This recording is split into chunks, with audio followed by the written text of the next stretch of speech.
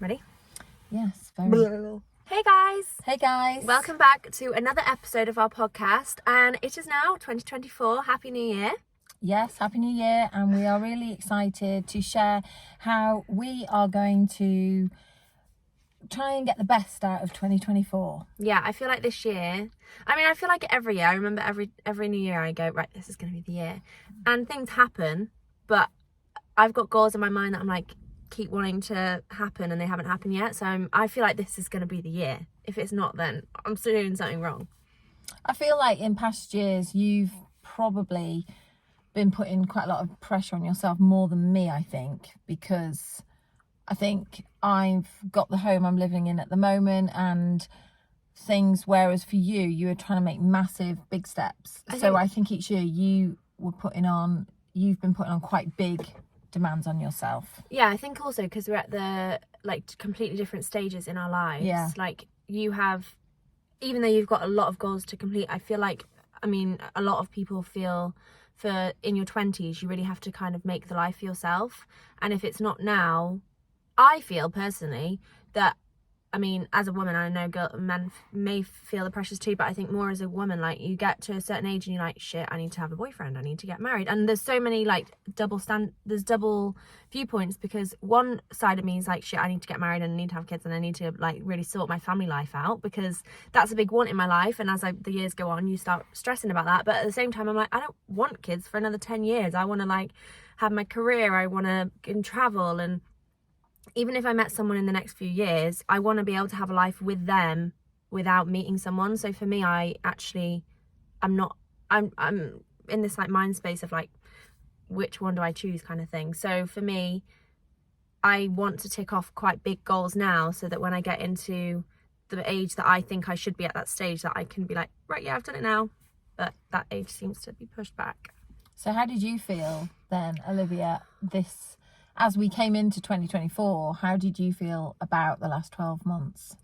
2023, I think at the beginning of the year, so I left my last job in TV as an assistant director. So I was doing that, and I knew after that job, everyone was saying, I'm going to go on to this job, I'm going to go on to that. And I knew that wasn't the right journey for me. I knew that I wanted to go on and focus on acting solely, because that's what I actually want to do. And floor running and assistant directing was always kind of like a step in that direction. So I had very clear goals in what direction I wanted to go, but I didn't expect it to go the way it did. I started a course, I moved to London, which was a big goal of mine, which is a whole other story about that, but I didn't expect it to be, it was kind of a big U-turn, no, not U-turn, what's it called, I had a moment where I had to be like, right, I need to take some steps back to take forward, which was a learning curve for me, because I think always you think you should be moving forward in your mind, what forward is, when there actually isn't always a correct route. And then sometimes you're judging your route, being like, oh no, this is going to take me way longer than I need to. And actually, from what I've learned, is that sometimes those routes, not only are they necessary, but they also catapult you forward more quickly. And I think if I was trying to do it alone and I didn't take the step, which was for me going back to acting school and moving to London and doing that, if I hadn't have done that, it would have taken me so much longer to even get where I am now.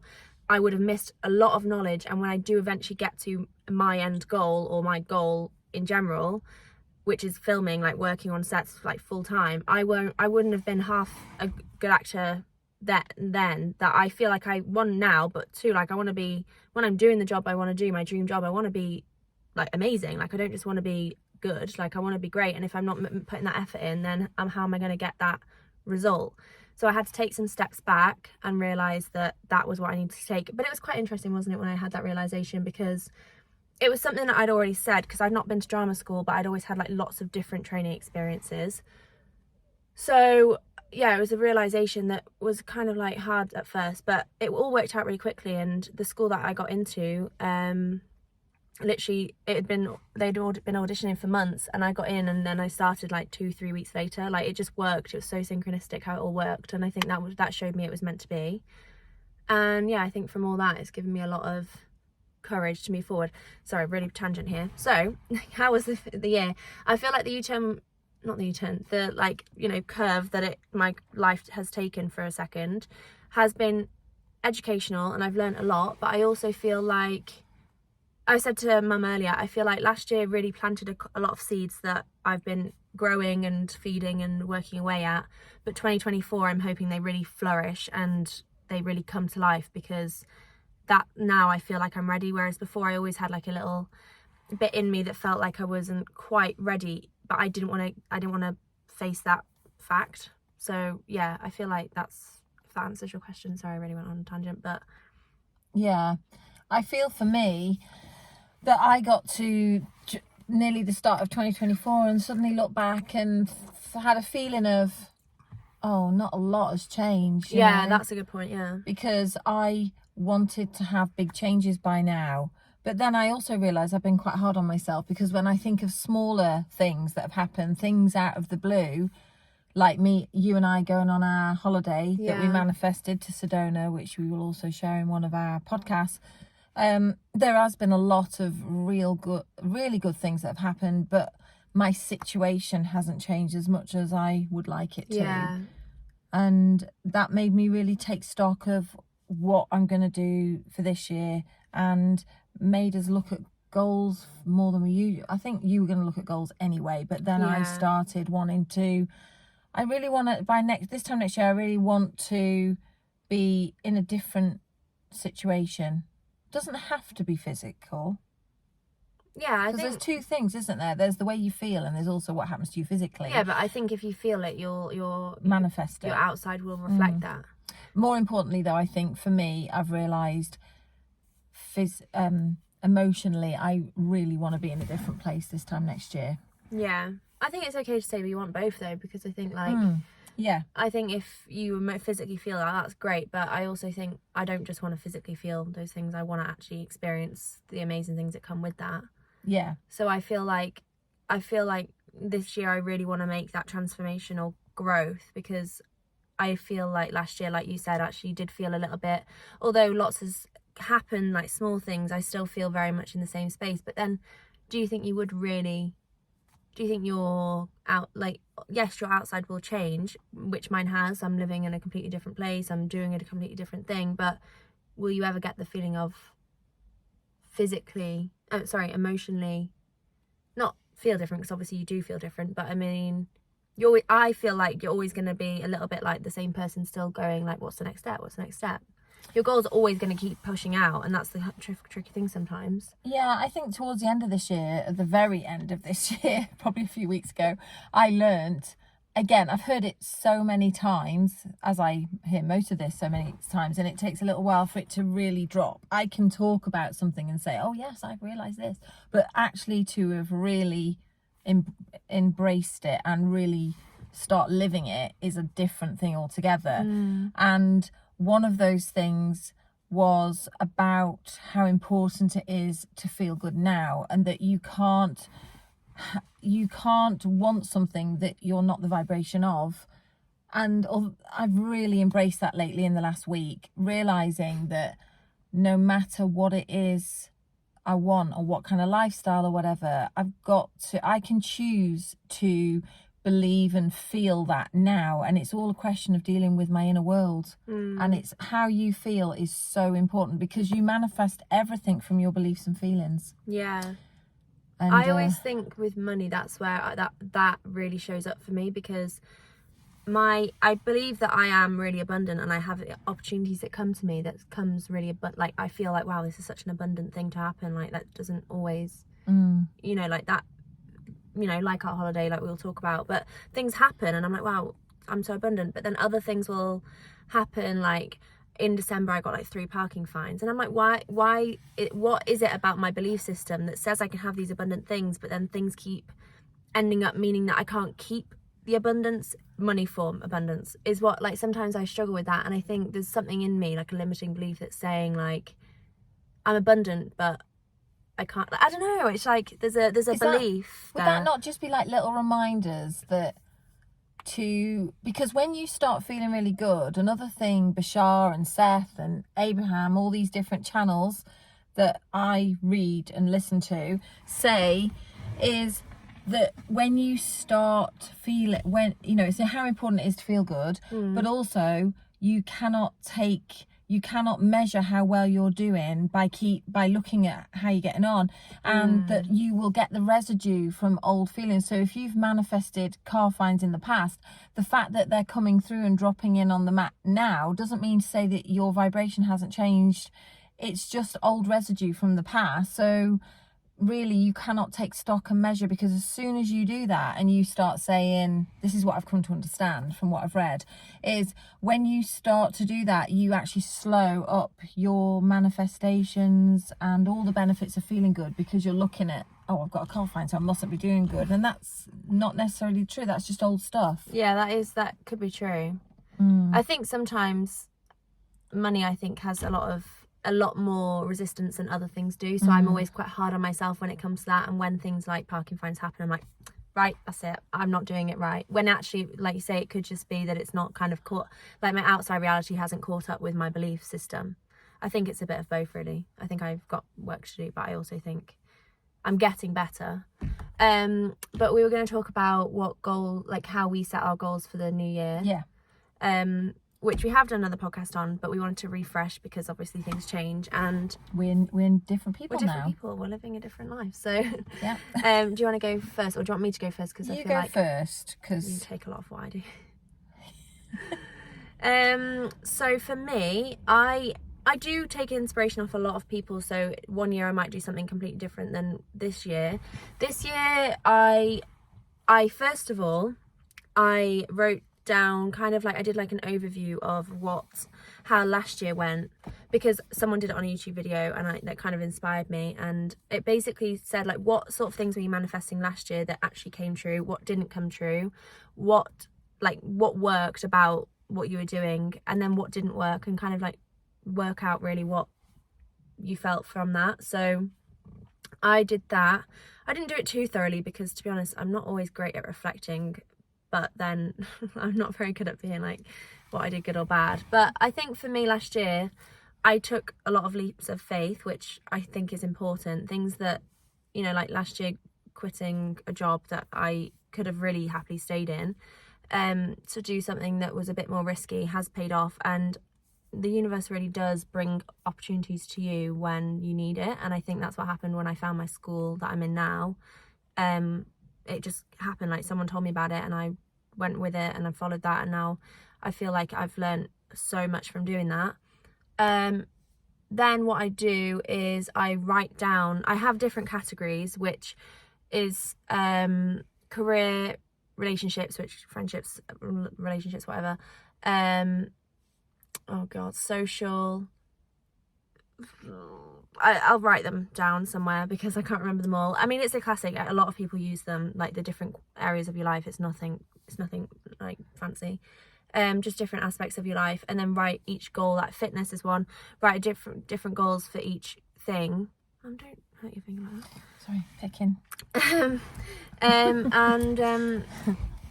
And write down each goal for each one. So, for example, fitness one would be able to do pull-ups by the end of New Year as one. That's not really one line for me this year, but I do tend to try and do them as something that I can measure. So I'm not going to write be more healthy, because by the end of the year I'm not going to be able to know whether that actually is successful. I try and do it so that I can be like, go to the gym 3 times a week, and then I track how many times I go to the gym, whether that be on an app or even on my watch or whatever, and then I can measure that from that. See a friend once a week, maybe. It just gives you inspiration to actually be like, oh, I haven't done that yet, let's try and find a way to do that, rather than there be like an aimless goal where you're just like, oh, I'll just do that next week, because that's not the goal. Read 10 pages a night, I think, is a good goal. And just things like that. And then once I've got them, I'll probably make a vision board. I'm going to do that later, actually. Haven't actually done that yet, but I make a vision board. I have got one on Pinterest. I use Pinterest all the time, and I add to it, because I think being able to add to it throughout the year is very helpful, but also being able to really see your vision of your life is really helpful too. And I think that's probably the biggest thing I have. And I really find it interesting how sometimes when you've got a vision board on Pinterest and you look back and you actually realize that you could have taken the exact same photo, or you have got the exact same photo, which has happened, such as like if we've been on holiday, or if I've been on holiday, you'll have moments where you're like, this is literally the picture that I thought of, kind of thing. So it is kind of like I do that every year, and I redo my vision boards like in June, or like whenever I feel like I need to do it, or whenever my goals change. To be fair, my vision board is very similar to the one in June, so it won't be too many different pictures, but I like to have a refresh to kind of just, you know, refresh my goals. But I think just really looking, I think another thing that I do is do like a meditation or something to kind of get myself into the energy of it. But yeah, that's if I'm going crazy. What do you do? Yeah, so in the past, over many years, I've done goals, writing them down, and it's always been things like lose weight and meditate every day and all these things that I put these quite high targets of what I want. And then I was listening to Abraham Hicks the other day on goals, and she was saying that, you know, it's all very, very well making these goals and things, but what you do need to check in, and it's quite important, is, are the goals kind of setting you up to feel bad? So if you say things like, I want to meditate every day, I want to try and manifest 3 things this month. Well, as soon as you... I don't really know if someone should do that either. Well, yeah, but if you did write that as a goal, yeah, okay, is what I'm saying, then because you may find things like dieting, I don't know, stick to 1,800 calories a day, it can start to make you feel a bit tense. And she said that what she was saying was nothing is more important than the way you feel. And if you're setting these goals and they are making you feel a little bit anxious or a little bit like you're setting yourself up for failure, then you've really got to think about that. And I thought about myself and thought, every year I've set these goals, and me personally, and everybody's different, so you can only go off you. And I think Olivia finds the goal setting, we're very different in that way. I think she finds it really helpful. I think for me, there's a middle ground. We started this year the 75-day hard challenge. Straight off from the word go, I told myself I am not setting it as a 75-day hard challenge. And I am really glad I did that, because I knew for my internal vibration and the way I feel, it would set me up for anxiousness. And as soon as I start failing, I start falling off the wagon straight away. So this year I've gone in a bit softer, and I don't really need to write down a load of goals because they're all the same every year. They're always the same. But what I have found is starting the 75 days hard with Olivia and my son Dan has been really good for me, because it's given me a kind of like middle ground. Because I think without that, I would just freestyle, and freestyling is eating and sitting on the settee doing what the hell I like, and that doesn't work for me. So we started the 75-day hard the other day. Instantly I felt amazing. So talking about feeling good, I got that immediately, and I thought to myself, oh my god, you know, I haven't lost any weight, I haven't stuck to 75 days. All I've done is gone out there and just done it softly and gone, let's just do this, you know, and have a bit of discipline. I know that I lack discipline, self-discipline. So this is where that meeting it in a middle way is good for me, because I know I do need to have some kind of discipline. So I really feel in a good place at the minute, and I haven't stuck to it rigidly. I went out, I had to go to an early morning meeting, so I had to leave at 5 the other day. So there's no way, because in the 75-day hard you have to exercise twice a day. One's a walk in the morning that we do, an outside exercise, and then an exercise later. Well, I couldn't fit in the exercise because I left at 5 and didn't get in till about 6:30. So I was only able to exercise once that day, and I was okay with that, because I knew for me that is much better. So I'm feeling quite hopeful. I feel like my emotions are really positive, because at the end of the day, I want this for me. I'm not trying to do this to prove to anybody else. So I either want it or I don't. I'm either willing to do what it takes or I'm not. And so I've got to work out for myself, how do I get there? So I'm feeling, I feel like I've found another way this year. I feel like from my observation of you doing anything, I mean, I've grown up watching you trying to do diets and all sorts. I mean, we've tried not me, but in the house we've heard of every diet that, you know, like you can think of, just because you'll come with a new craze, and it always becomes very much like you'll have a few weeks where maybe like 2 max, and then you'll just fall off it again. And I think the thing is that and we're still early days, so obviously we'll have to report back on how this goes. But I think the thing is with your approach to the 75 day hard, because me and Dan are doing the full 75 day hard, strict. Yeah, like we're not able to cut corners, Mum. No, we keep telling her that she's failing, but we're joking, because I think from my opinion of Mum doing the 75 days half-heartedly in her, you know, like it's not, but her version of it's just creating more of a routine and structure to her life, rather than it being like if she's done it she'll fail. Because other things that she's done in her life, it will always be, she'll say she's doing a keto diet and she has something that she's not meant to have on the keto diet. That's it, that's done. And her whole mentality is, I failed. For the next 3 weeks she won't even attempt anything else. Whereas all or nothing. all or nothing. 100%. Yeah, so for doing something like this, which gets us up all early in the morning, we've been waking up at 5:30 so we can go on a dog walk before, it just creates so much more progress throughout the day. If like last night we did not want to work out. Saturday night you don't want to be working out, and I think it was like 8 o'clock at night, and I mean you were falling asleep on the sofa, and I was like, Mum, we still need to do a workout.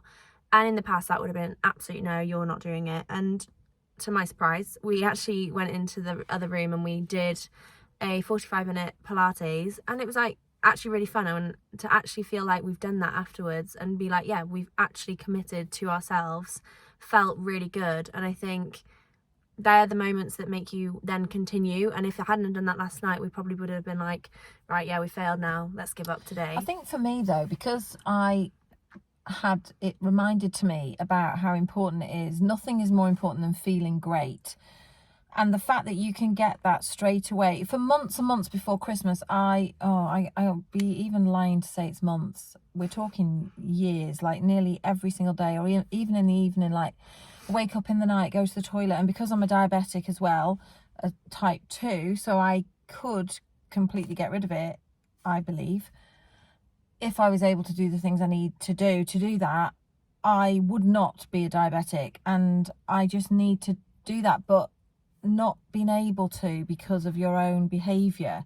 And I would get up in the middle of the night after eating stupid things like chocolate before going to bed, and wake up at say 3 or 4 in the morning feeling really ill and feeling so frightened quite a lot of the time, and then the next day do it all over again, feel frightened the next night when I wake up, and then do it all over again. And this has been going on for months and months until now, where I'm going to the doctors and I'm getting results that I don't want, and I'm just like so bad to myself.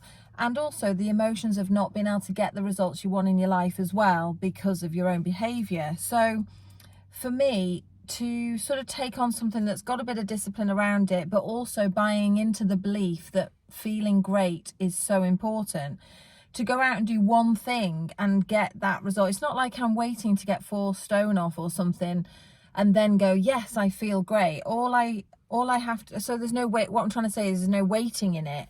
You literally go and do it, whether it's a walk or whether it's stretching. Like the one night, the lounge was boiling hot because of the fire. So Olivia and I put on a YouTube video, which was hot yoga. Well, no, it was just yoga, but we made it hot yoga. It was just yoga. Yeah, you have to be careful when you search hot yoga on YouTube.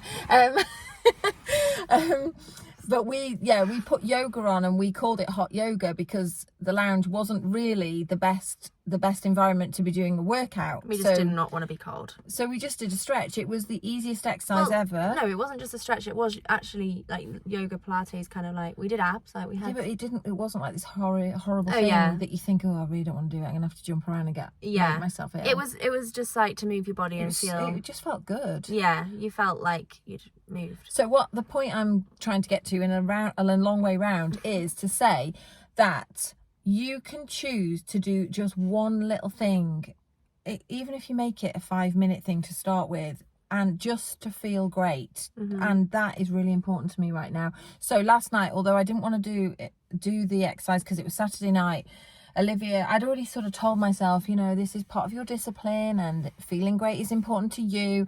So there was this like little bit in me that if Olivia doesn't mention the exercise, let's not do it.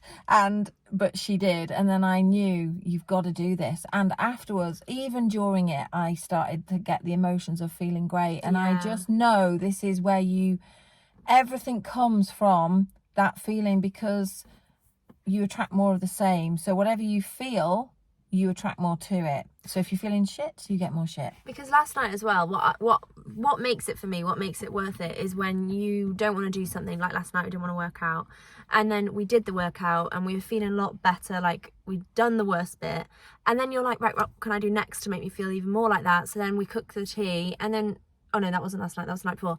The night before, remember, that was with Dan, sorry.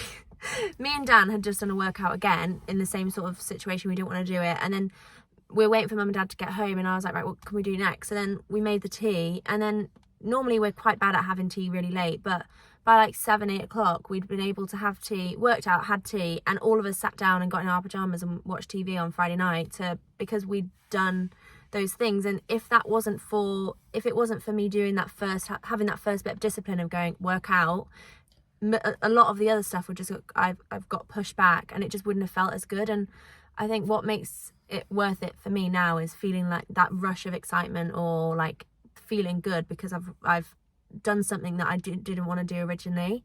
And even getting up in the morning, it's so horrible at 5:30 in the morning. No one else, now we're getting up as a 3, but when no one else is really getting up, or it's cold, like one of us is normally the designated getter-upper, because Me. Dan can't get up to an alarm, and if I know someone else is coming to get up, I'm like, right, I'll just wait till they're coming, which is normally mum.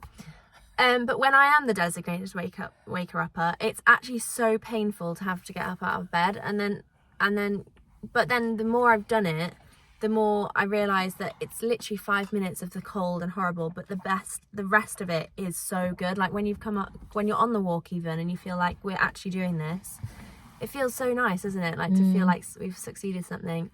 And I think that's the main thing I've taken away from it, isn't the trying to look different and all that sort of stuff. It's actually just committing to yourself and having the benefit. And even if the goals of all the bigger goals don't work out, I really hope that this sort of routine can stay. If that changes of like what that day looks like, then that's fine, but having the commitment to myself to actually commit to eating healthy because it makes me feel good, and working out because I want to feel good, and those types of things. Because I think, like I said about having tea afterwards, the workout, like you are more inclined to do stuff that motivates you, or you like ticking off your list, because it's creating that momentum.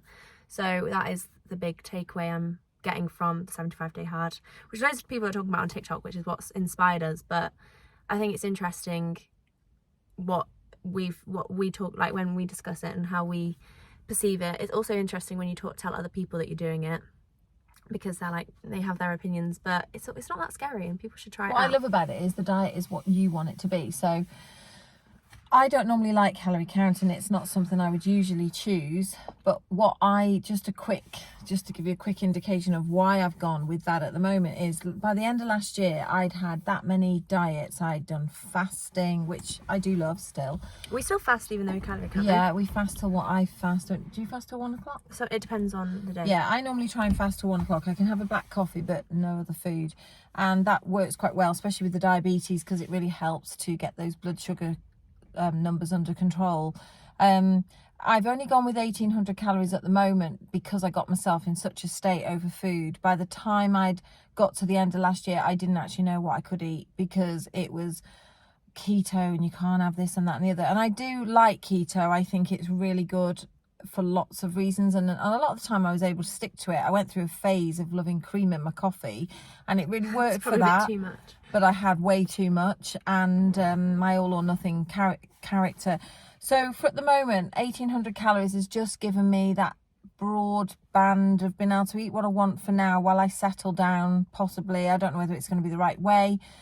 Yeah, but I think for you, it's taking away that right and wrong of food, which I know a lot of people struggle in their own ways of calorie counting. Like, I think no diet is right for everyone, because everyone has their own. Food is such a complex thing for a lot of people, but I originally started, I remember getting back, because I started on the 4th of January because I was on holiday before that, and I remember getting back and putting so much pressure on myself that I was going to follow keto, because I think I've adopted some of your mindset of being like all or nothing as well. But then Dan, who's like a footballer and like really into his football, health and dieting and all that, he was like, you're being stupid because you're just going to do you are just going to get, even if you did complete it, you're going to get to 75 days and you're just going to then want everything you didn't have. And secretly I knew that, but I didn't want to, in my head, I'm so hard on myself. And I was like, if I don't do it full out, I've not done it at all. And that's just sometimes how I vision things. Like I'm just like, if it's not perfect, it's not done. So then he basically was just like, you can't do that, like that's stupid. So then he encouraged me to do calorie counting, which I've always been like, I'm not gonna calorie count that I'm not gonna restrict myself. And then he said, just try it, because actually you'll have so much less restriction than you think, but you'll be able to be aware of what you're eating.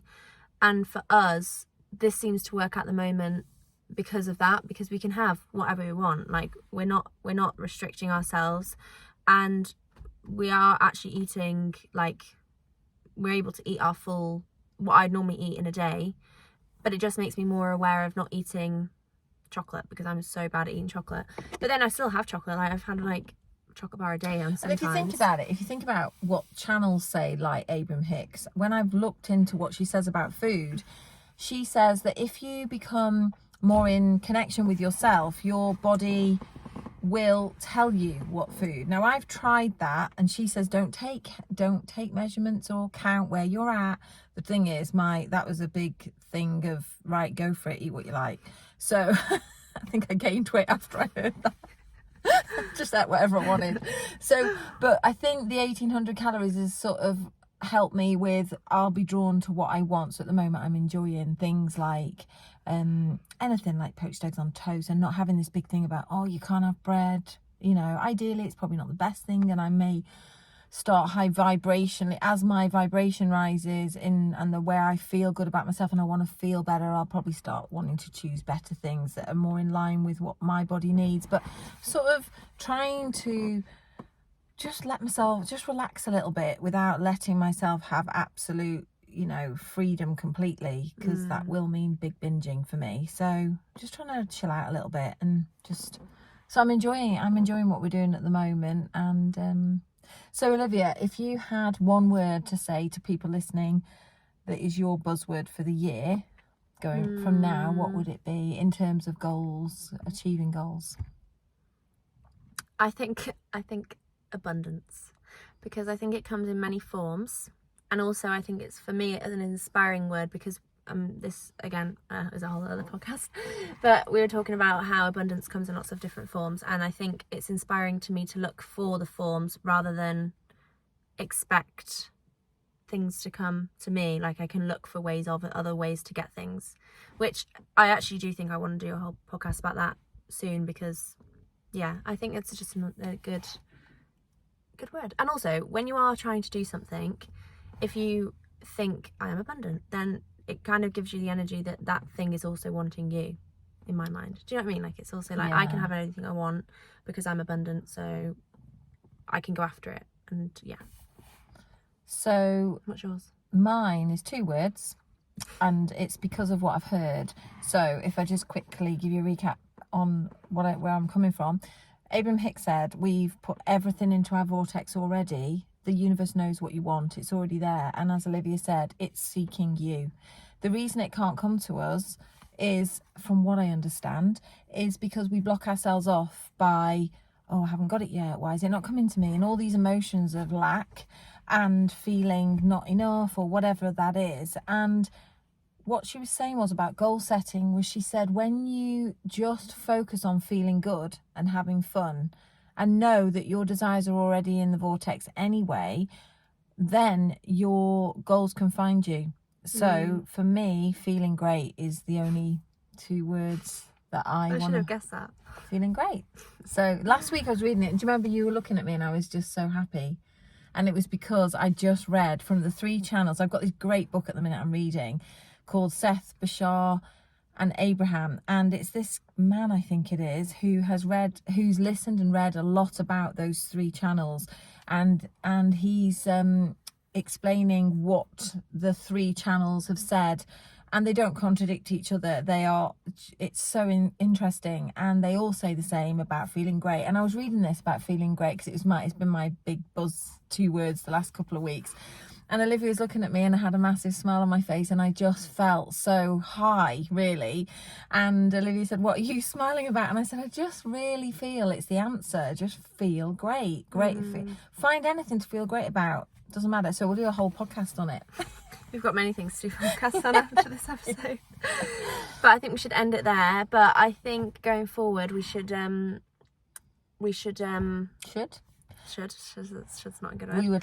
We would like to keep posting on the... We would like to keep posting. We have had our own hurdles to overcome with that. Yeah. And be more consistent, because that is one word that I need to be more disciplined. Discipline and consistency. And also following our own excitement, because this is another thing that we've talked about in the past and we've learnt more about. And I do really enjoy doing this. I think it's just getting us two together is... Yeah, that is the other tricky thing, because we live far apart from each other in the year, in the day, but... so hoping you'll see more of us. Yeah. But hopefully you all create some of your own goals this year, even if they're small. I mean, I quite like the idea of people making goals of things that are to do with stuff that's not even going to be gaining them in any way other than just enjoyment, because I think we're also hung up on making big goals to change our life, but actually having a goal like learning how to knit or painting, I think that's quite fun. Like, not that I personally, that doesn't really excite me at the moment because I have so many other things to do, but I do quite like that for people that want to not be so hung up on goals and achievements. But yeah, maybe that will inspire you. But I hope you have a good week and we will be back. I hope this inspires you to feel abundant and to go after what you want. And feel great all week. I really struggle with these outros. Anyway, goodbye. Goodbye.